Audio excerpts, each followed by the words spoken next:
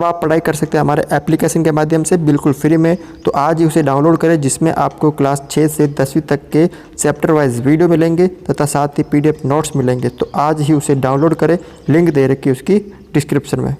देखो, आज की जो क्लास है वो है आपके यहाँ पे कक्षा 10 है।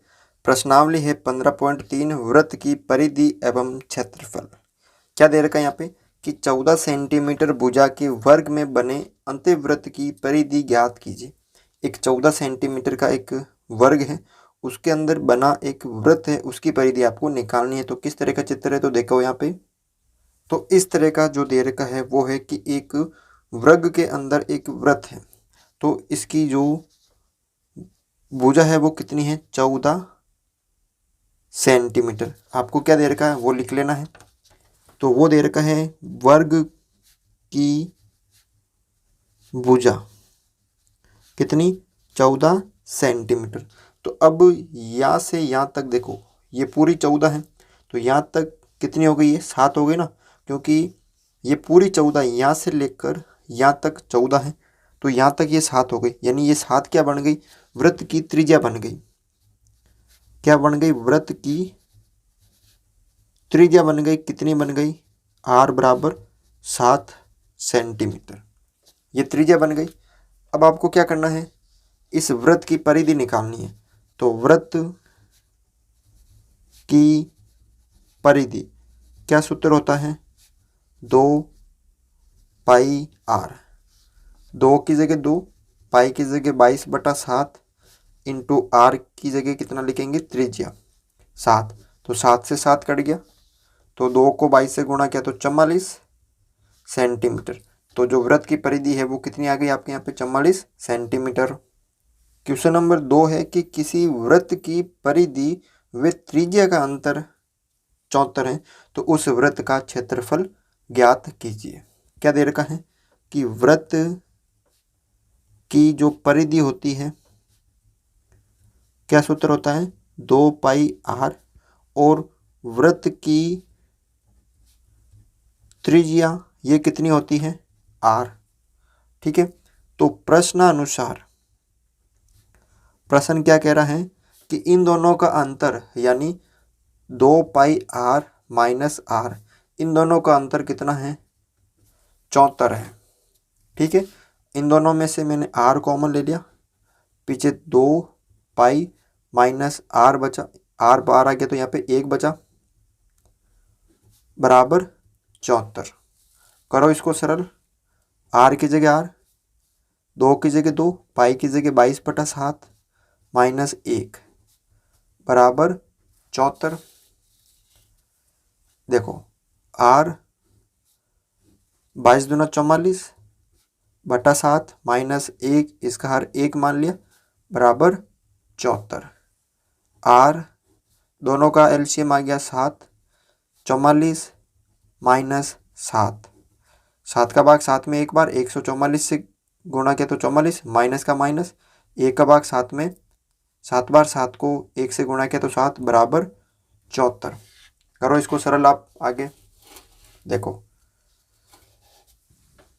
r बराबर 44 में से 37 गए, 44 में से 7 गए, कितने बचेंगे, 37 बचेंगे ना।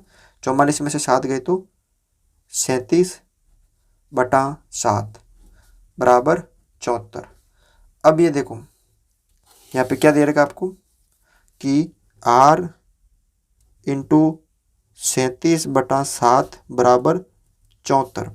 अब ये 7 इधर भाग में, इधर गुणा में, इधर ये 37 गुणा में, इधर भाग में, तो r बराबर कितना हो जाएगा, 74 इंटू 7/37। ये कट गया 2 बार, तो त्रिज्या कितनी आ गई, 14 सेंटीमीटर। वृत्त की जो त्रिज्या है वो कितनी आ गई आपके यहाँ पे, 14 सेंटीमीटर। तो आपको क्या निकालना है, वृत्त का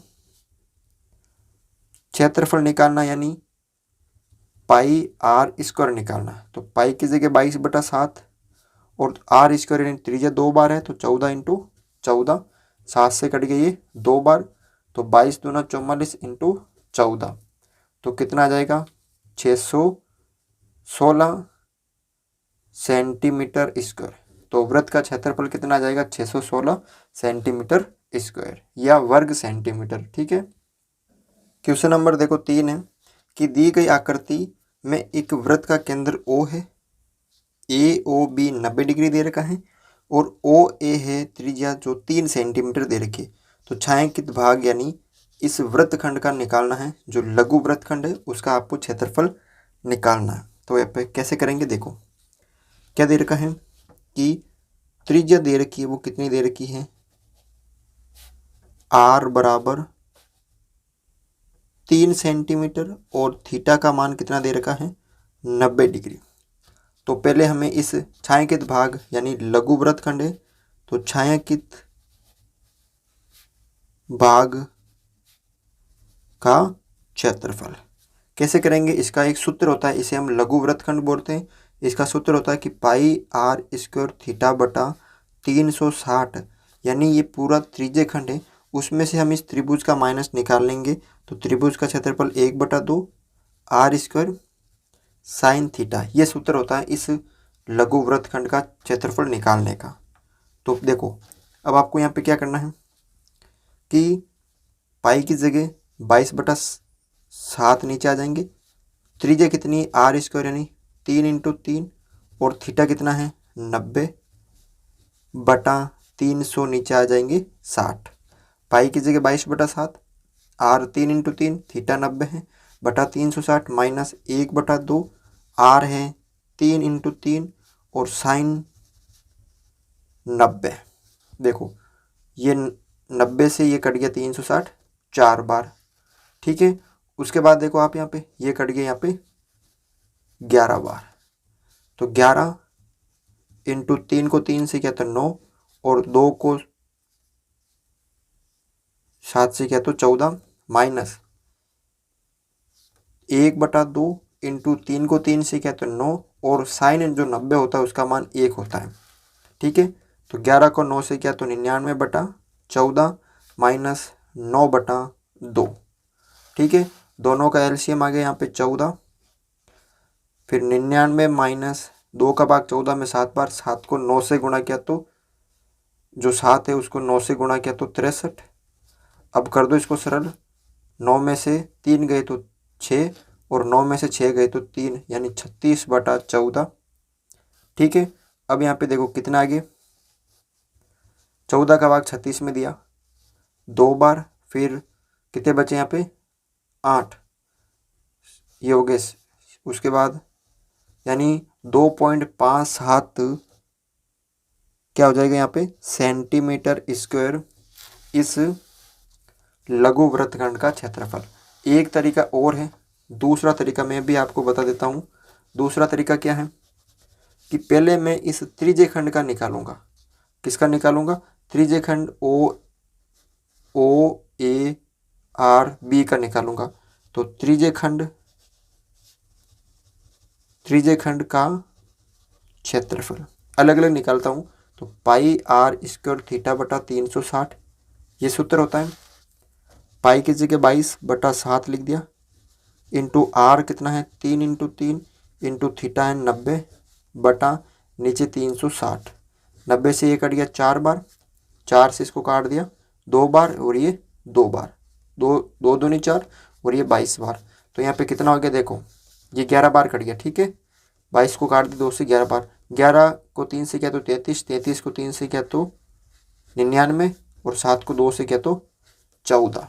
ठीक है।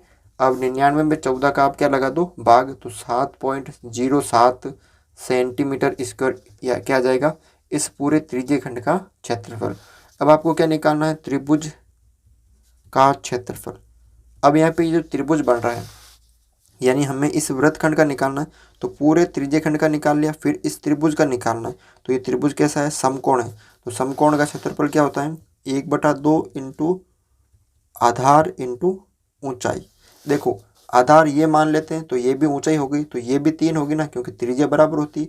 ये आधार तो ये ऊंचाई, ये आधार तो ये ऊंचाई, यानी कितनी हो गई 1/2 इंटू 3 इंटू 3 यानी 9/2, यानी बराबर में कितना हो गया 4.5 सेंटीमीटर स्क्वायर। अब आपको किसका निकालना है, छायांकित भाग का क्षेत्रफल निकालना, जो छायांकित भाग है उसका आपको क्षेत्रफल निकालना है। तो क्या करेंगे, 7.07 में से 4.5 माइनस कर देंगे तो कितना आ जाएगा, वही आपके 2.57 सेंटीमीटर स्क्वायर। ठीक है, तो इस तरह से आप इसको भी कर सकते हो।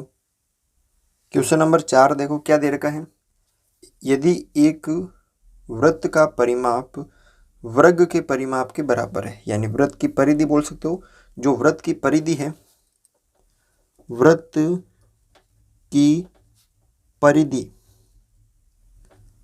और वर्ग का परिमाप, ये दोनों क्या हैं, बराबर है।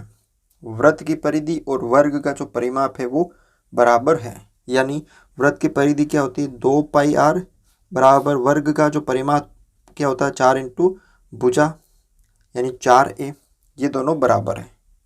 ठीक है, अब यहाँ पे क्या दे रखा है, तो उनके क्षेत्रफलों का अनुपात ज्ञात कीजिए। उनके जो क्षेत्रफल है उनका आपको अनुपात निकालना है। तो मैं r त्रिज्या निकाल लूँगा यहाँ पे। ठीक है, तो देखो क्या करेंगे, सबसे पहले ध्यान से देखना है, r इधर रहेगा और ये a नीचे आ जाएगा, तो 4 ऊपर और 2π नीचे, 4 यहाँ का यही, a नीचे आ गया, 2π इधर आ गया, तो r/a कितना हो जाएगा यहाँ पे, 2/π, 2 से कट गई ये 2 बार, ये हो गया। ठीक है, यानी त्रिज्या और भुजा का अनुपात कितना हो गया, 2/4 है, यानी 2/π यानी 2:π। तो क्या करना है, उनके क्षेत्रफलों का अनुपात निकालना है।